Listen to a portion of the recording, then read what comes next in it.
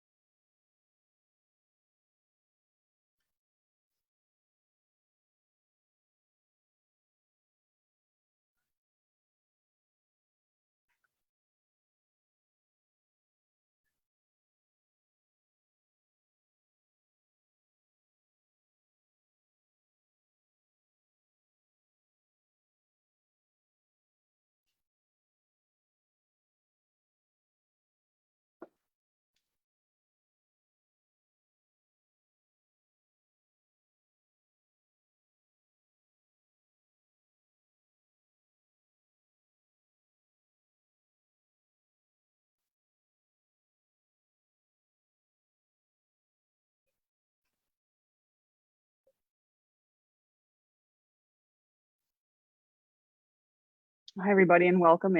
It's noon. Welcome to the Mind, Body, Spirit program with Debbie Dreams Foundation, part of their wellness series, and great to have you here. A big thank you to the sponsors here listed on the screen, and we're gonna give everyone a few minutes to kind of get checked in. I know it's noon, and you might have just grabbed a quick lunch. And as you pop in, if you don't mind putting up in the chat, you know, where you're from, and if it's nice where you are. I'm currently in Alexandria, Virginia. I'm here for a month doing some teaching at a school, and would love to hear where you're from.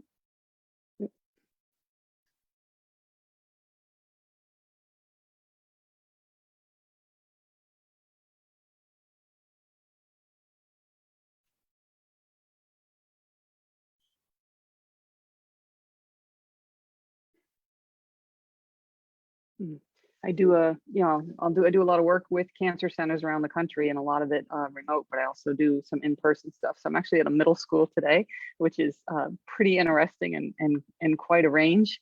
And it's just lovely here today. So we'll wait another minute or two as people start to filter in.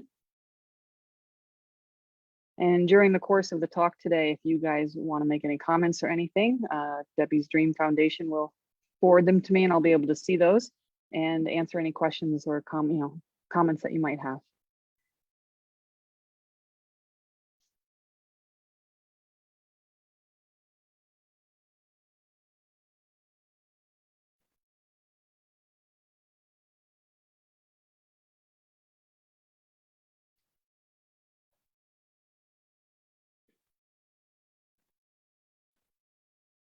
And this is going to be living on the Facebook live page. So if you miss it or have to leave early for something, that's okay. You can come back and check out the rest of it later. So we're going to go ahead and get started here. It's a couple minutes after afternoon. I'm Berni Kozlowski, a meditation coach. And I can't believe I'm here doing this because I never saw this as my life's journey. I was a biology teacher for 25 years and then went through some major hurdles in my life and found meditation. And the biggest hurdle of all was my mom's journey with cancer. And about a year and a half, and we lost her back in 2010. And it was a very tough journey. For all of us, obviously. And for me, the biggest part was dealing with the emotions of it all, being a caregiver and then going through the grief and all that. And my mom was straight from Ireland, and we half joke, but we're not joking with the Irish, that we tend to stuff our emotions down. We don't have them. If we have them, we do stuff them down. And for me, it was very hard. I was total type A personality, and I knew how to get things done. I knew how to do. I knew how to give and serve to others, but I didn't know how to take care of myself and how to be with emotions and how to find time for rest. And, when my mom was sick and then we lost her, I really had trouble functioning. And this style of meditation sort of came to me as quite a gift. I went to, after a year and a half of struggling with grief, I went to a weekend retreat with my sister and some friends. And they started talking about meditation, and it was just a part of the weekend. And I sat there thinking, oh, I'm a science teacher, sat with my arms crossed going, what's this woo-woo stuff? I don't get it. And I said, all right, I'll give it a try. And whatever the exercise we did, it was some sort of a body thing and breathing. And I felt a shift in me, and I went, oh, that's interesting. So I decided I wanted to learn a little bit more. And I go home and I get on the computer, how to meditate. And I went, whoa, way too much stuff out there. I think I was on YouTube. I don't even know where to start. And then I went and got a book, How to Meditate. So I opened up the book, and literally the first thing in the book is like, all right, close your eyes. And I went, oh, if I close my eyes, how am I going to, read the book? So yeah. And then I found a video to watch, and the video said, look at the carpet with your eyes half closed for 20 minutes. And I went, oh, I can't sit still that long. So, that's how I started into meditation. And then I went for a week-long retreat somewhere to learn meditation. And I came across this style of instinctive meditation. So with that being said, just for those of you joining right now on the screen here, this is a Mind, Body, Spirit series, again, by Debbie's Dream Foundation. Thanks for hosting it, and for all the sponsors, the generous sponsors at the bottom. And we're going to talk about instinctive meditation and how that can help you handle stress a little bit better. So I'm going to stop the screen share, and let's see. There it is. All right. And we're going to do a little exercise here. We're going to jump right into an exercise. And the first thing that we're going to do is, I'd love you to think about your natural favorite things you've ever done. What are your favorite memories of your lifetime? Because this style of instinctive meditation it means that your body already wants to do it, knows how to do it. And it's a natural process that our bodies crave. And we crave rest with something that we love. I went for decades without resting because I was that total type A personality. And when my mom was sick, and then within 2 months, a long-term relationship ended very badly for me, and then my dog died. It was like a bad country song, and I really didn't have the coping skills. And meditation for me is helping to deal with that. And for those of you on the cancer journey, or supporting somebody on the cancer journey, maybe you need help dealing, coping with the diagnosis, or being in waiting rooms for treatments and surgeries. Maybe you're a caregiver that needs some rest from all the demands, even if you can only get it a few minutes at a time. Or maybe you're a survivor and are looking for some ways to live in the moment, or maybe find joy in life. So welcome, Loretta from the foothills near Yosemite National Park. It's good to have you. Oh, lots of water in the falls. Oh, that's fabulous. I was there many years ago. It's one of my favorite places in the world, is being in that valley there. So find your favorite place or experience, a favorite memory of your lifetime. And we're going to go ahead and linger there for a minute or two or three. And let this show you what you already love how to do. So think of 1, 2, or 3 of your absolute favorite memories of being alive. And put yourself back there in that moment once again, like you're daydreaming about it. Meditation is resting in awareness, and the only way we are aware is through our senses. Patricia from Niagara, thanks for joining us today. So again, find your favorite memory, or 2 or 3, and put yourself back there. And we're going to start to walk through our senses in your memory. Some of these senses will make sense to you and others won't, so please adjust or adapt as you need. I am aware of seeing. Release your eyes from any control in this memory and let them move wherever they want to go. You might see colors or shapes or somebody's face or something beautiful in nature. I am aware of seeing. It's a trick to say I am. It puts you more into the present moment. I am aware of seeing.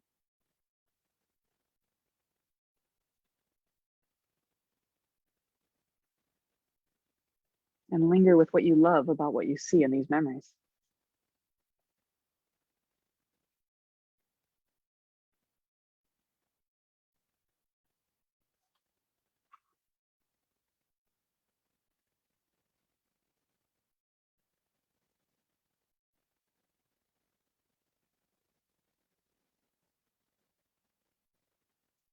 And then open up your sense of hearing.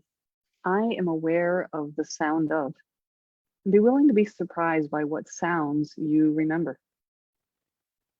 Maybe you remember the sounds of waves crashing at the beach, or the breeze blowing through the trees in your backyard. Maybe the sound of laughter around the gathering. Maybe the sound of your favorite music. So in your favorite memories, what are some of your favorite sounds? And be willing to be surprised by what comes up for you.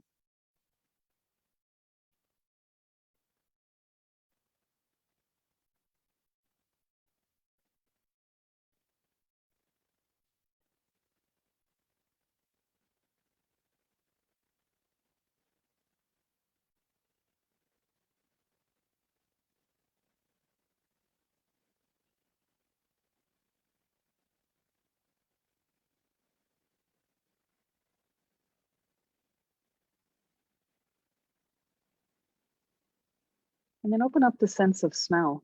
I am aware of the smell of. What smells are in your memories?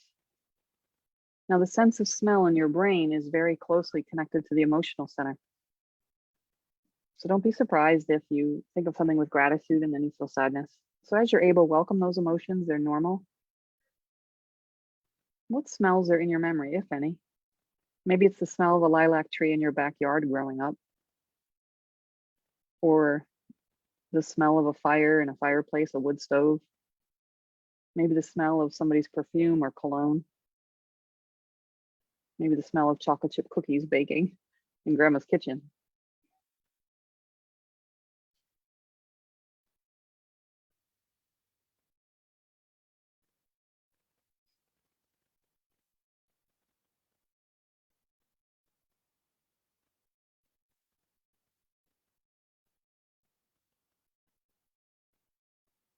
And then welcome the sense of touch. This is a wonderful sense. I am aware of touching or being touched by.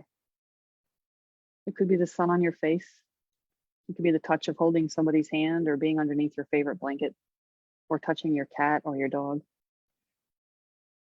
In my memory, I am aware of touching or being touched by, and linger with those memories a little bit.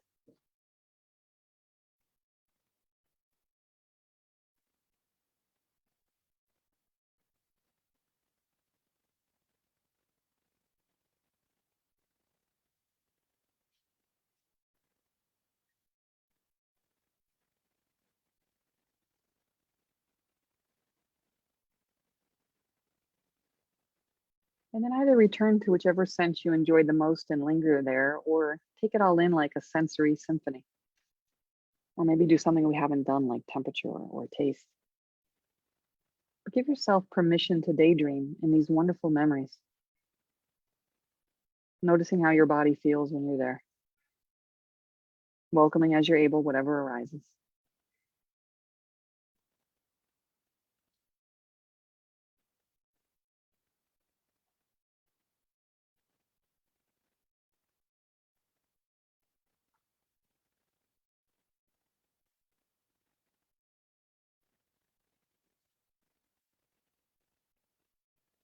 And then gently start to bring yourself back from this short memory meditation of your natural meditative moments. Taking your time. Maybe you drifted away a little bit. Maybe you were pondering something. Notice how your body feels after being with something that you love.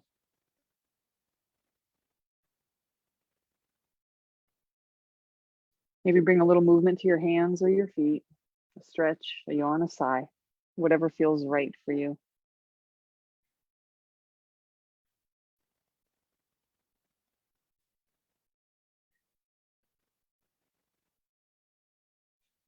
And then if your eyes were closed when you're ready, open them once again, coming back to your space, noticing your surroundings. And if you'd like, you can put up in the chat room where your memory was or any ahas or insights that you have. If I have a group of people in person and I ask, where did you go, inside or outside? Quite a lot of them will go to an outdoor memory, not everybody. And these memories can be from childhood or yesterday or big moments in the life or small moments in your life. When we spend time with something that we love and the memory of it with our senses wide open, we're tuning our bodies to be with what we love. And in this style of meditation, we look for, what would I love to spend time with? And this is part of a meditation practice, is not hard work or discipline in this style, instinctive style. It's more about what do I love and can I linger there a little longer? And the benefits of meditation when you do this are it slows your heart rate down, slows your breathing down,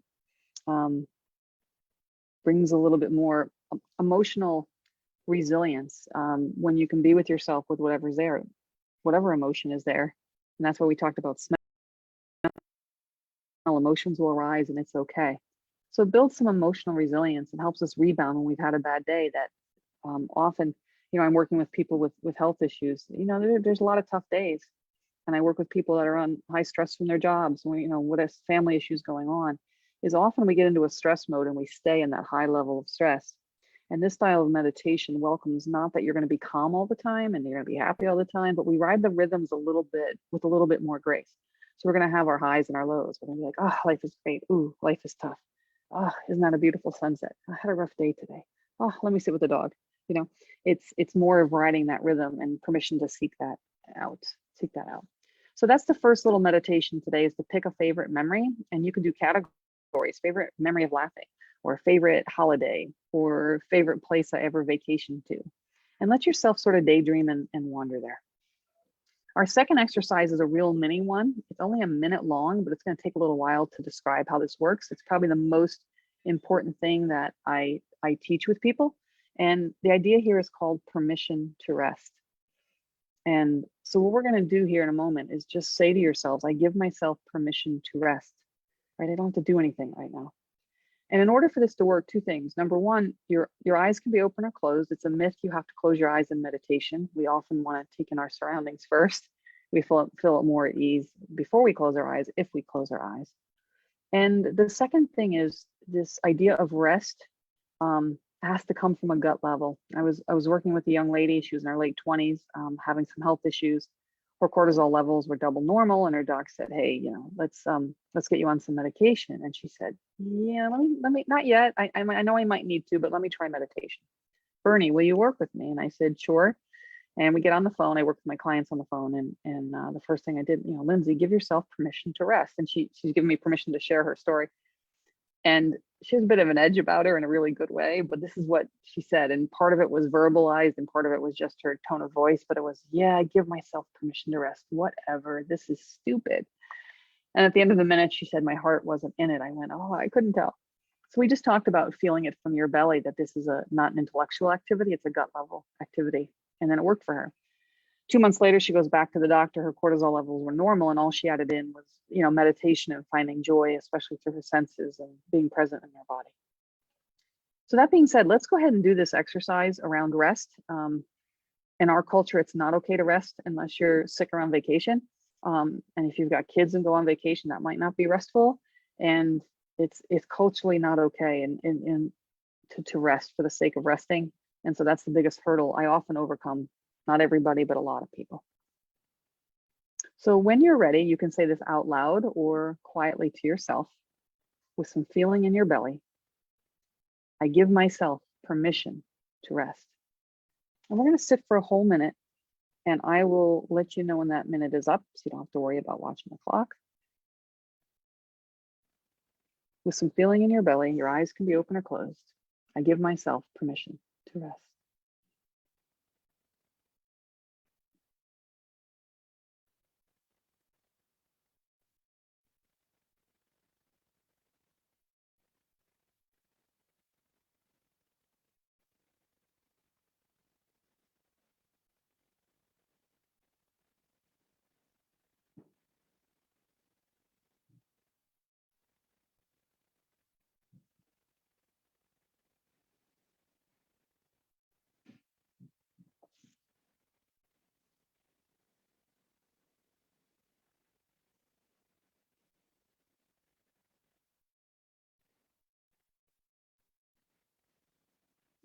So that's been about a minute.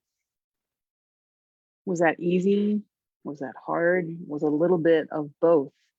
And what I usually hear from people, and you're welcome to throw something up in the chat box there to the comment section. And what I often hear is this. One person will say, oh, that felt really good. I just kind of relaxed and softened. And the next person in the group will say, ooh, that was kind of hard, kind of easy. And I'll say, why? And they'll say, well, I relaxed for a little bit and then I started thinking about my to-do list or my next appointment or what's going on or this conversation I had or have to have. And the next person will say, it wasn't relaxing at all. My mind was racing. It was really hard. Well, here's a main point that I like to make that's really important. There's a myth in meditation that you're supposed to have an empty mind when you meditate. And emptying your mind is really impossible unless you're a monk that can pray or meditate all day long. And here's the idea around thoughts. They're normal. You might have 60,000 thoughts today about all sorts of things. Thoughts are amazing. And when we sit to meditate, all of a sudden, things will arise. Yeah, somebody just commented that it felt, great to relax, for a moment. And yeah, it is permission to rest. People sometimes go nonstop with this. I was working with somebody who was a caregiver, and we did this exercise, and they just started crying. They said they can't remember the last time they actually rested for the sake of resting. So it really is important. So here's something to consider about thoughts. Is I call this my dam analogy. If we have a wall or a dam, okay, let's hold this book up. During the course of your day, your week, your life, good things happen to you, tough things happen to you, and you have thoughts and feelings and emotions about all these, and they stay behind the wall. And when your body relaxes in rest and going to sleep and meditation, when that wall drops, these thoughts and feelings and emotions come up and over to be felt, to be thought about, right? For your body to choreograph, rehearse, review in a calmer way. And if we don't let them move, they get stuck.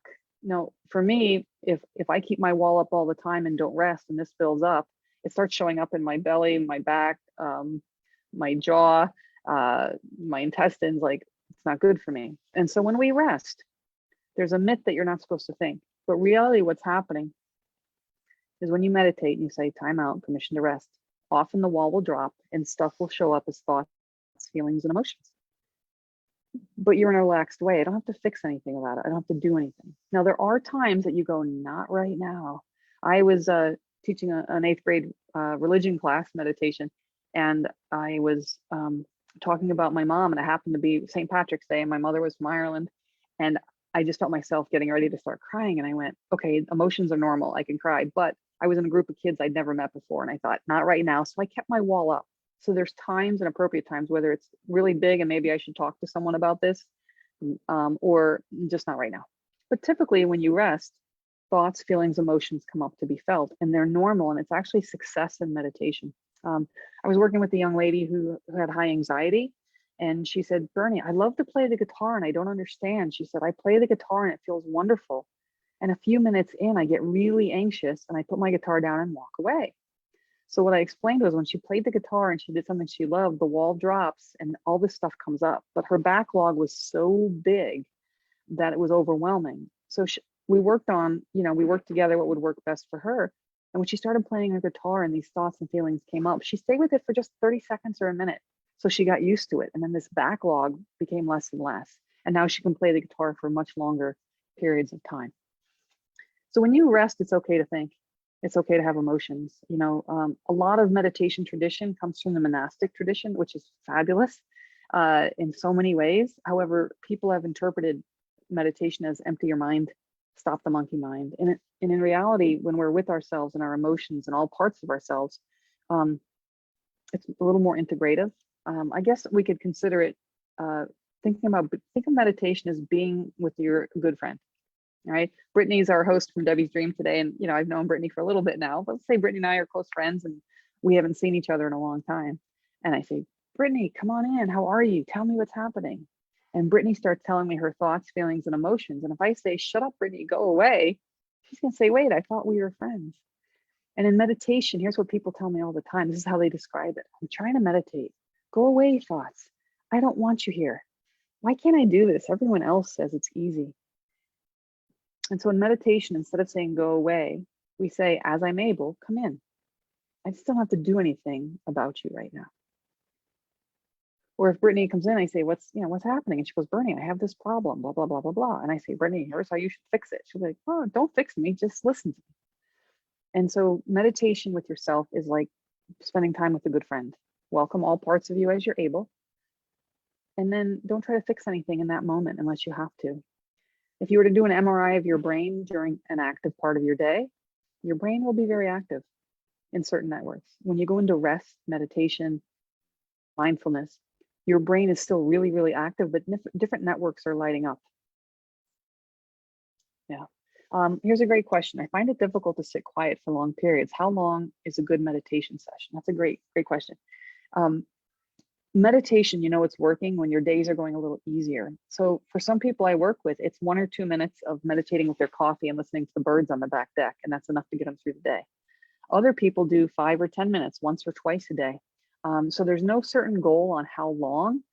And if you don't like to sit for long periods, keep them shorter and sweeter for 2 reasons. One, that you get used to being with yourself. And number 2, when you find something you really like to meditate on, find something that you like so you linger. And if you don't make it too long, then you're going to crave it more often. So don't impose any rules on yourself that longer is better. It's not. Short and sweet and something you're more likely to do is more effective for you. It's a good question. If your days go a little easier because you're doing it, that's the right length of time. So with all that being said, I'm talking a little bit on this because it's a really important concept. If you take one thing away today, that's great.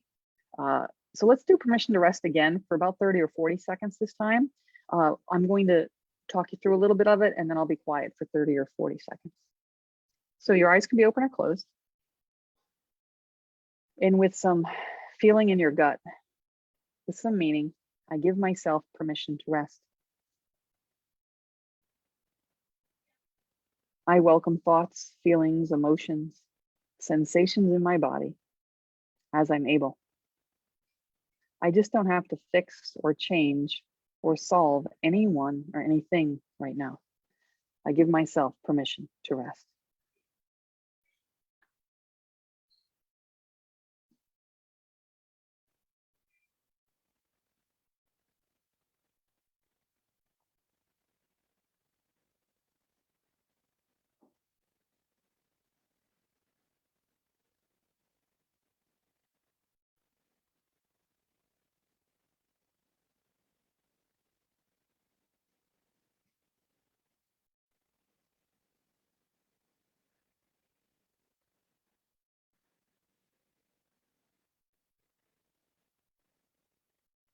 So notice how it feels that time. It might have been easier to welcome things, but our goal here is not to dwell on our thoughts and have a death grip on them. It just means when we're paying attention to something we like a good memory or gratitude or breathing or a body scan we're going to do here in a moment, is that kind of stuff is happening in the background.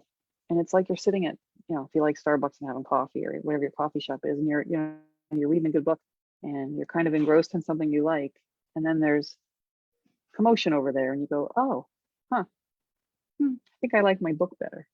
So it's all right for your awareness to go from your meditation to what's going on around you or in your world, because that's part of life and part of your meditation. So we're gonna go here a little longer meditation for you to experience, and we're gonna do a body scan meditation. So we've done a memory. We've talked about this basic skill, permission to rest. We're gonna do a body scan. That permission to rest exercise is really powerful for people. And people will say to me, when should I do it? How do I incorporate this into my day? It's great in times of transition. You might be going from a phone call to, going to run an errand, from an appointment to shifting at work, to have a conversation with someone. But when you're shifting from one activity to the next, that permission to rest is really important. It kind of shifts your body a little bit and hits a reset button. When we try to go A to B to C to D to E to F without breathing in between, it can be a little more exhausting. So I recommend to people, whether it's a 1-minute meditation or a 1-minute permission to rest or 5 minutes, whatever you have, I recommend a mix of scheduling and spontaneity. So you might say, I'm going to try this for, 2 minutes before I leave the house every day. Or I'm going to try this for 5 minutes before I go to bed, or 3 minutes before I start cooking dinner. And if it doesn't work, play with different times of day and length, and then adjust from there. But great in times of transition to sort of hit the reset button. I've been hearing, here's a question. I've been hearing, lots about breath work combined with meditation. Do you remind any techniques or have any info to share about the benefits? Yeah.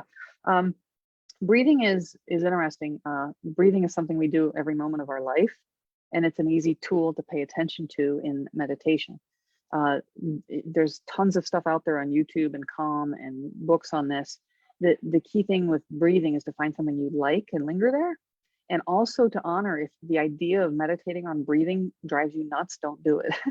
All right, because breathing can have wonderful benefits. But I talk to people all the time. I've worked with about 7,000 people, and I just say, what's it like for you? What do you like about this? What do you like about that? And it's really surprising how many people say, I don't like doing breathing meditations because it makes me stressed. Am I doing it right? Am I doing it wrong? And the key is, if you like it, do it. If you don't like it, then either do it in shorter spurts or look for something else and come back to it later. I'll do a little bit of breathing during the body scan meditation, and it's more about curiosity about the breathing.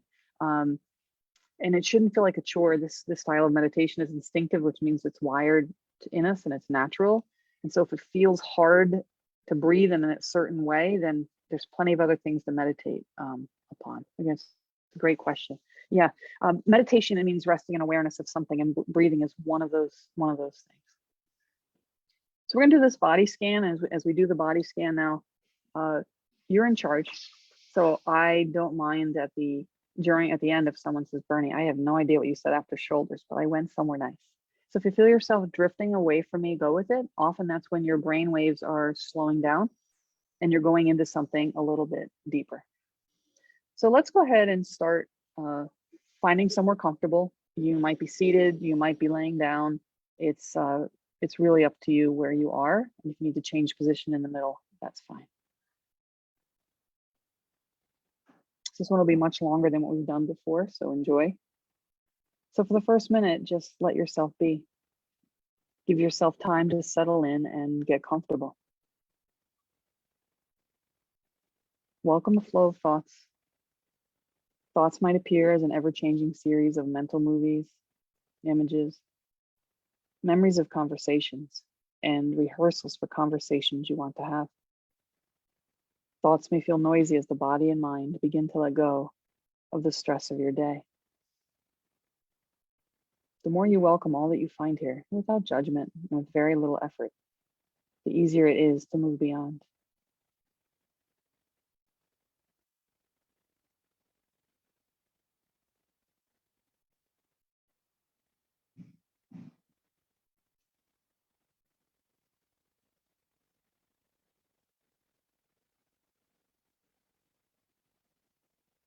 Now breathe out with a deep sigh several times. This is a little breathing technique you can play with. A longer exhale than an inhale can trigger the relaxation response. When you finished a project or ended a long day, you often will naturally go. So go ahead and do that naturally, and it tells your body, things are okay right now. So breathe out with a deep sigh or longer exhale. It might be a little longer on the exhale. It might be a lot longer. Some people like to count. Inhale for 4, exhale for 6 or 8. Some people hate to count. Whatever you decide to do, simply breathe out longer than you breathe in. A longer exhale than an inhale will help relax you.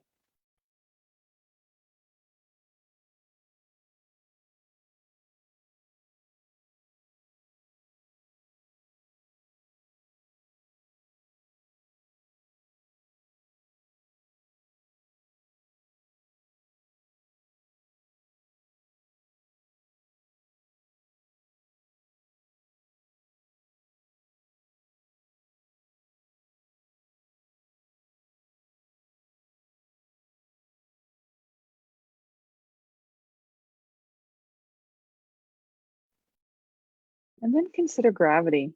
Gravity is that force pulling you down towards the center of the earth. You might feel like you're heavy or sinking or dropping. You might be very aware of your feet on the floor or your body in the chair or the couch, wherever you are. Let go of control and feel gravity holding you to earth.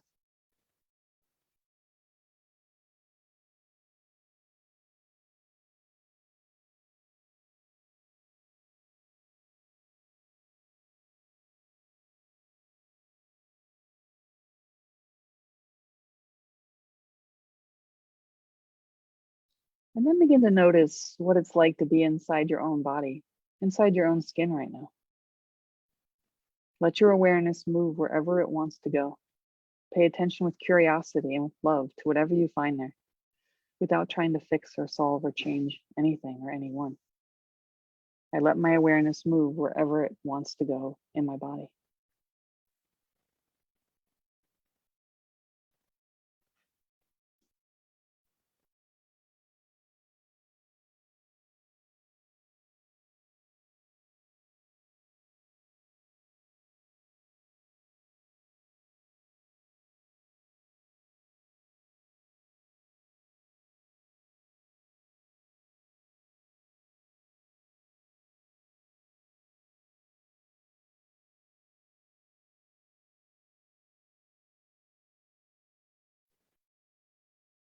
Even fatigue, tiredness, when you pay attention to it, can become a pleasant vibration, an ever changing hum in the nerves that lead you deeper into relaxation.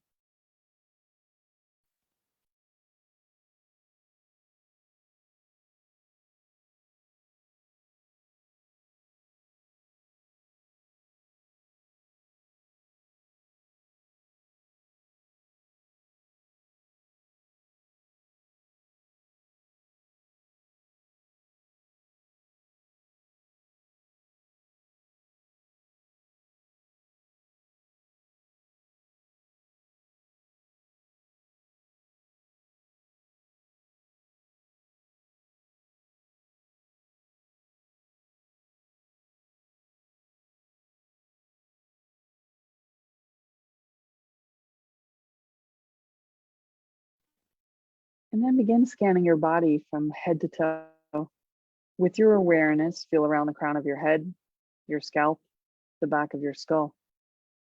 Your head might feel really heavy or really light, or like it wants to fall one way or the other.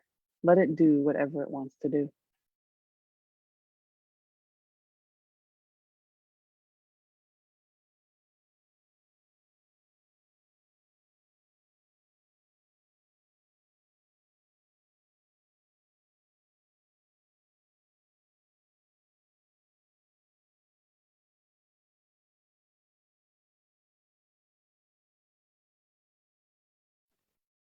If you feel yourself drifting or even falling asleep, that's okay.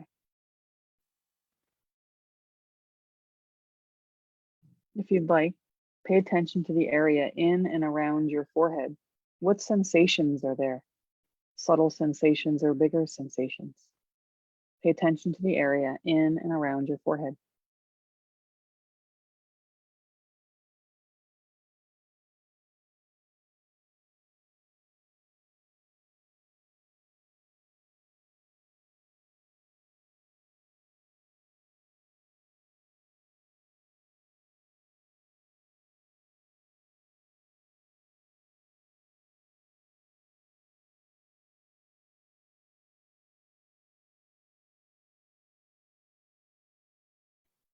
And then if you'd like, bring your awareness, pay attention to the area around your eyes and behind your eyelids, noticing that just by paying attention, muscular tension will tend to soften and release.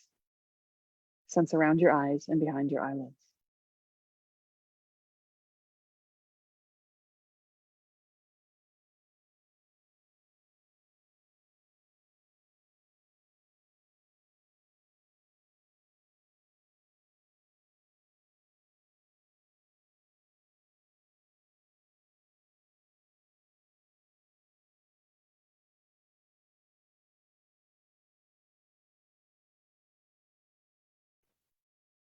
Pay attention to your nose, your cheeks, your mouth, your lips, and your tongue. If your jaw seems tight, slightly part your teeth.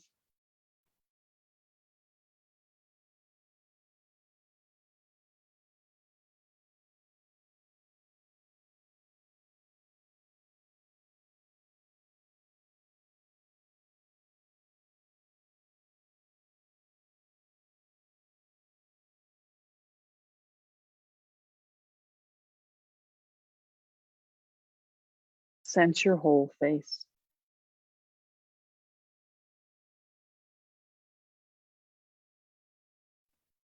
Pay attention to your throat and your neck, the back of your neck and your shoulders, without trying to fix or change anything. Just by paying attention, muscular tension will tend to soften and release.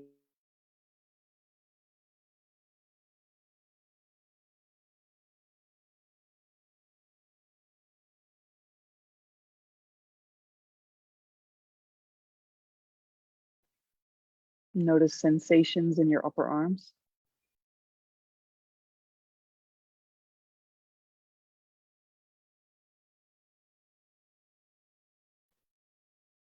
your elbows,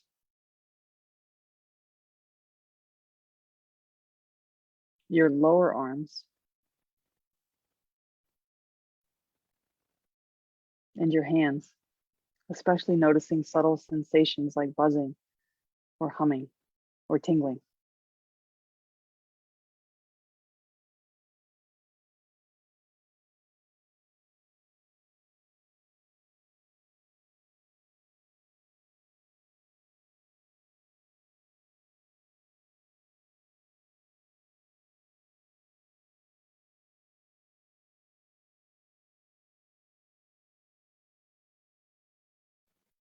And then when you're ready, bring your attention to the area of your chest and your heart and feel the breath moving within you. What's it like to breathe? What sensations are in your chest and your belly? Stay here until you feel soothing and balanced. How do you know you're breathing?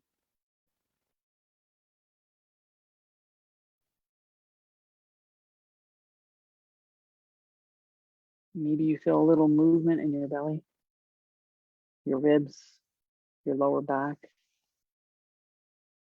Consider breathing softly into those areas.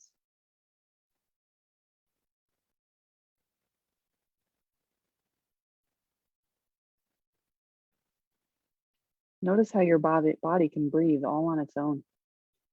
If you fell asleep right now, you'd continue to breathe. So feel your body doing its own thing, noticing subtle movements, your belly, your lower back, your ribs.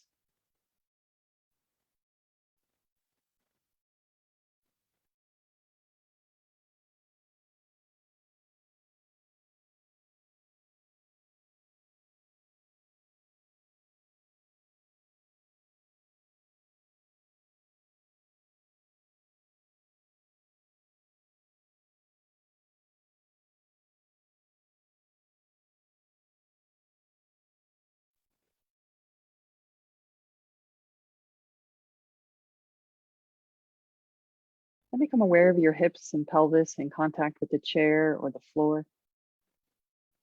Just by paying attention, muscular tension will tend to soften and release.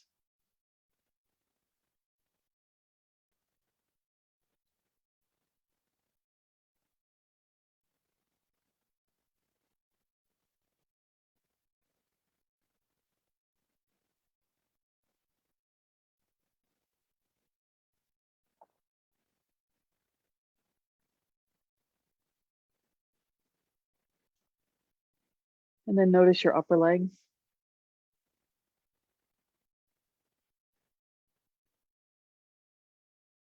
your knees,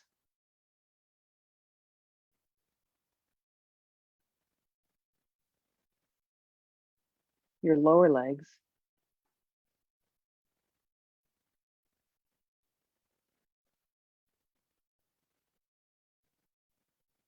and your feet, especially noticing subtle sensations like buzzing or humming or tingling.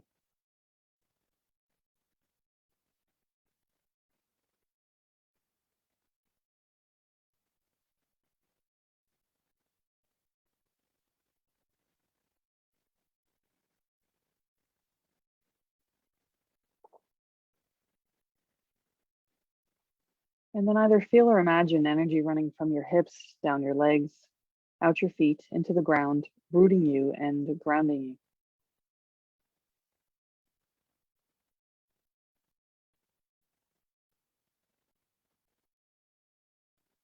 You might feel energy moving, or your legs might feel really heavy or really light, or like they're not even there.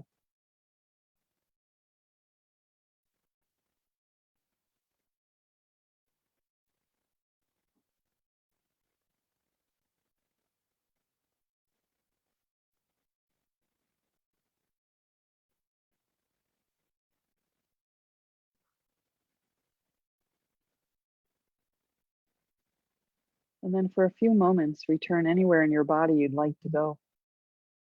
Maybe you're called to an area that's a little tender or sore, and you just pay attention like being with a good friend in need without trying to fix anything, paying attention with love and curiosity. Maybe you're called to an area that feels tender and it feels relaxed, and you just let that spread or ripple.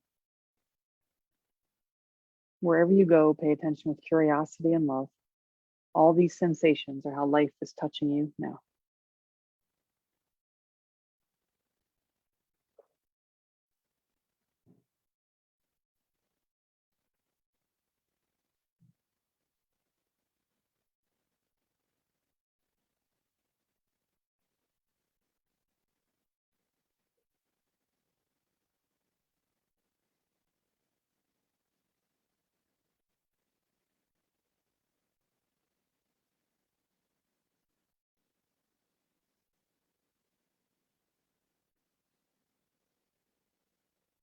And then very gently and very slowly, we're going to start to bring ourselves back, taking your time.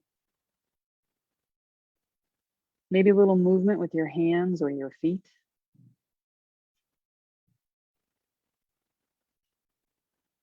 Maybe a stretch, a yawn, a sigh, a gentle twist. Whatever feels right for you.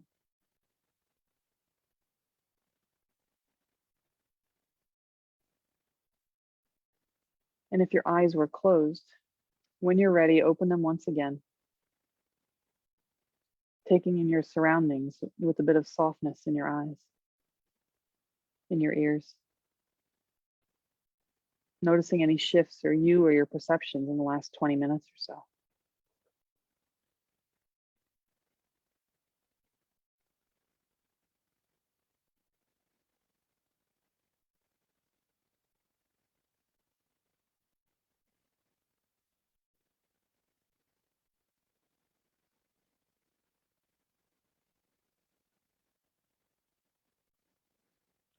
So feel free if you want to throw anything in the chat room about what you experienced there or what you liked or didn't like. In 1 hour, I can't give you, many hours of lessons here, but I wanted to give you a bit of a range. And the body scan is one, being present in our body. So when you meditate, you can be present in your body. You can be present with your senses to the world around you, or you can meditate on a concept or an idea or a thought like gratitude, or joy or love. So that meditation had a couple of parts to it on the body scan. The first part was permission to rest, in so many words. And then we just did a longer exhale than an inhale. That's a breathing technique that's pretty effective. On the exhale, our bodies will physically be a little bit more relaxed. Every time you inhale, your heart's got to beat, to move the oxygen around and etc. And so our body kind of gets revved up a little bit every time we inhale, and then it relaxes on the exhale. And so bringing a little attention to the exhale works. If you want, I'd like you to try this. I want you to inhale and like squeeze your arms or squeeze some part of your body. So inhale and tense, feel that, and let it go. And now inhale and try to tense, exhale and try to tense to the same degree. So now exhale and try to squeeze to the same degree. Most people find it's harder to tense when you're exhaling. So athletes make use of this. I use it when I golf. I exhale all the way through my swing. When I was coaching softball, this guy that worked with my team, he's a scout for the Marlins, and he said he learned to teach infielders when they're fielding a ground ball. He said the Japanese, this is where he got it from, the Japanese taught their infielders, as the ball is coming towards them, they exhale and they stay more relaxed. If you ever watch little kids play and they get tense, the ball like bounces all and they're just frozen. And so exhaling, singers do that, musicians do that. It's just a great way to calm the nervous system. The next part of that meditation was gravity, and you might have liked that piece, or you might have said that wasn't for me, but that's just a one sentence kind of thing that you could use. What's gravity like right now? Feeling your body in contact with the chair, your feet with the floor, gets you grounded and physically present. The next part was letting your awareness move wherever it wants to go. What's it like to be in my body? And I know, as those of you that are dealing, with cancer right now, that can be challenging. What's it like to be in my own body right now without trying to fix or change anything? I was working with a woman who had rheumatoid arthritis, and after we, did this body scan, she said she was able to move her hands a little bit better. And she said she went to like a 3-hour workshop with me, and then she said for about a day and a half, her pain levels had dropped from like a 7 down to a 0 and a 1, because she wasn't trying to fix, she wasn't tense. I can't promise or guarantee any reduction in pain, but often people, just by paying attention, things will soften. I was working with a violinist once, and they were younger but good, and they were very tense and type A, and they said they just sat and paid attention to their hands on the way to a violin lesson, and their hands relaxed enough they were able to do some technique that had been difficult for them. So that's the next piece. And then the last part was just a body scan. I went head to feet. You can also go feet to head or just pick a body part. And if you notice, my language was super intentional. We never said focus or concentrate or relax. It was more, what's going on there? Get curious. What's happening? What are the sensations? And just by paying attention and engaging with interest, you'll find what you like. Sometimes people say, Berni, I can't stand a body scan meditation, and that's okay. You have to be a rebel in meditation and say, this works for me, this doesn't. So hopefully I gave you some tools. Yeah, here's a question. Is there a difference between mindful meditation and instinctive? Yeah, mindfulness meditation is, being aware of the present moment, being aware and being present. So I sort of talk about this progression from being aware, being mindful, hang with it a little bit longer. And if you hang with it a little longer and it's so enjoyable, your body relaxes, your brain waves will start to slow down even more, and you can drop into a meditative state. And so mindfulness is being aware of your surroundings, finding something to pay attention to. And instinctive meditation says, find something you really love, and then it becomes really natural for you to kind of drift into it. Think about your favorite place. If sitting at the beach is a great place for you, you don't think of all these rules. You just go, oh, the sun, the sand, the wind, being in the water. And so instinctive says our bodies are biologically wired to do this. And when we're mindful of our surroundings with something we like, we can drop into that. This is a great question. So we have about 8 or 9 minutes left here. I'm happy to take any questions that you might have about meditation, mindfulness, instinctive meditation. You guys are so lucky now that there's so many different ways. Meditation was like this, what is this kind of thing 20 years ago? And now there's books and there's videos, there's YouTube, there's all sorts of apps out there, Calm, Insight Timer.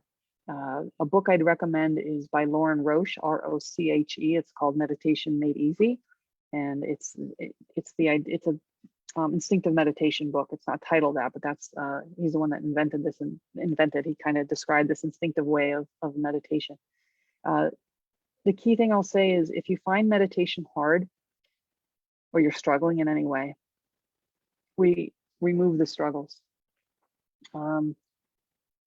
by asking, what's the rule? And does that rule make sense to me? If not, throw it away.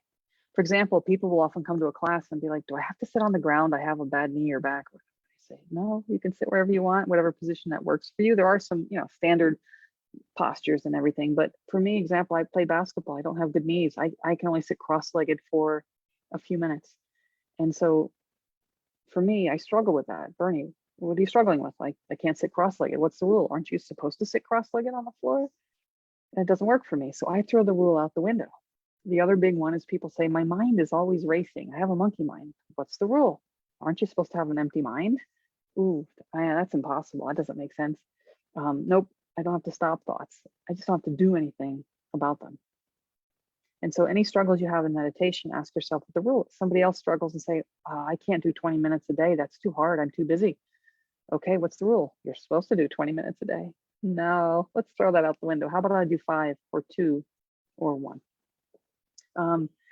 Meditation books, anything by John Kabat-Zinn is great. Sharon Salzberg, Salzburg, is another one. And the YouTube videos, honestly, there's so much out there that you kind of have to play around and see what style you like.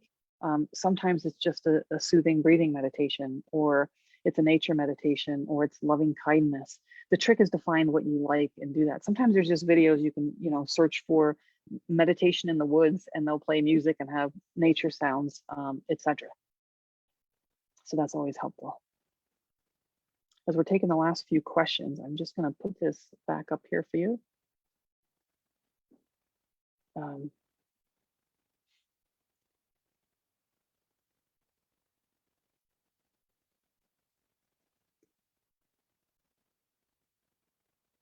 So any more questions or comments on your experience there?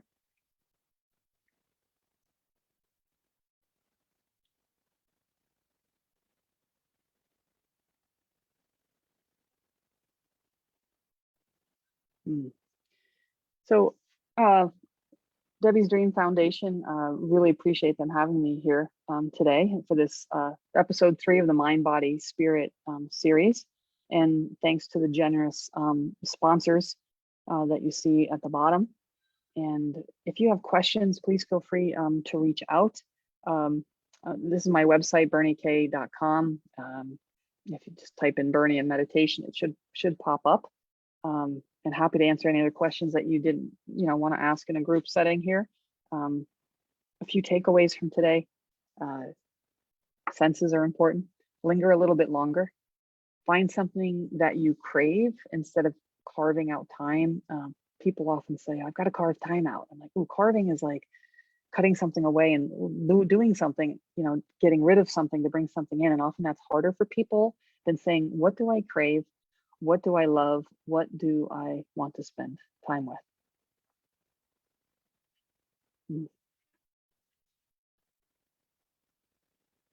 So Brittany, thanks for hosting me in Debbie's Dream Foundation. And we'll finish up here with that. Please give yourself permission to rest. Find something you love and explore. Meditation can give you so much. It can help you rebound from challenges in life. People tell me it makes them more responsive and less reactive to challenges. One woman came to me because she wanted to change generational anxiety in her family. And she used to, get upset about everything. And she called me one day and said, Berni, my son dropped a pickle jar on the floor and it broke and I didn't scream at him. She just learned that she didn't have to fix or solve everything. And that exercise we did on permission to rest is really, so important with that. A few more questions just popped in here. What's the significance of sound meditations? Yeah, sound meditations are interesting. Sound vibration can be the power of the words. Language is everything. So the words themselves, if you're doing like a mantra meditation, that sound, or if you're doing things like singing bowls or certain tunes, or you're humming or chanting, vibrations, those beautiful vibrations can feel really, really good. Sometimes I just have people hum. Sometimes they'll do chanting like Om, and the vibrations feel wonderful in our bodies if you like that style. So sounds can be fabulous. You can meditate on anything, right? Senses, sounds, thoughts, etc. So thanks everybody. I'm going to go ahead and end the meeting from here, and take care. And hopefully we'll see you guys again.